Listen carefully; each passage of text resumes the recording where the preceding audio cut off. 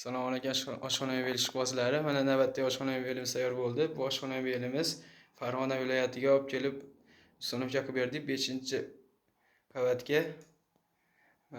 Bu chekkamizda duf kontimiz bor ekan.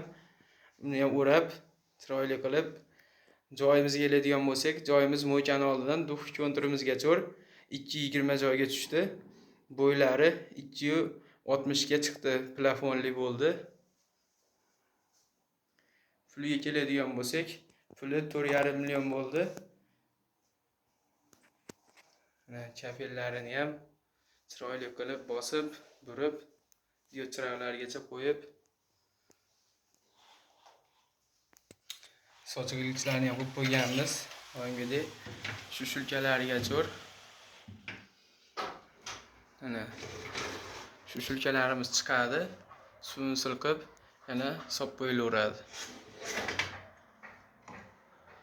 Tevalariga polkalarni qo'yib berganmiz, bo'yi 260 ga chiqqanligi uchun.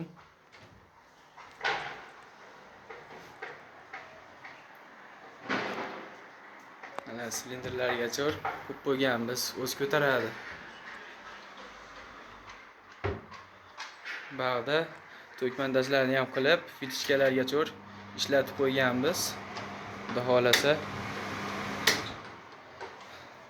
gazlarni ham ulab ishlaydigan qilib berganmiz.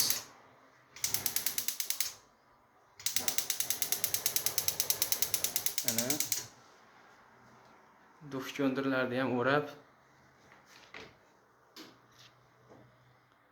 chiroyli qilib sinib yoqib berdik. Oshib-moshlarga keladigan bo'lsak, oshib-moshlarimiz ham vakuumli yaxshisidan bo'ladi. To'rttadan shuruplarni to'ldirib qo'yganmiz. Lentalari ham Savatskoy apparatlarda bosiladi. Qora bo'ladi birli. Ana o'zi tortib oladi.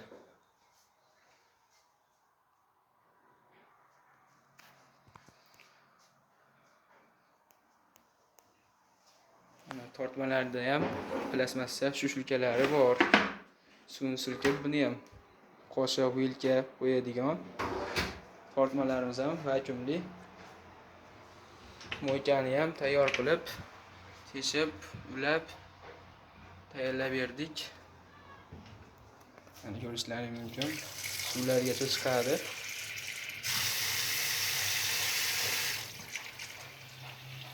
Bitta yel ichimiz bor. Bemalol ishlatilaveradi.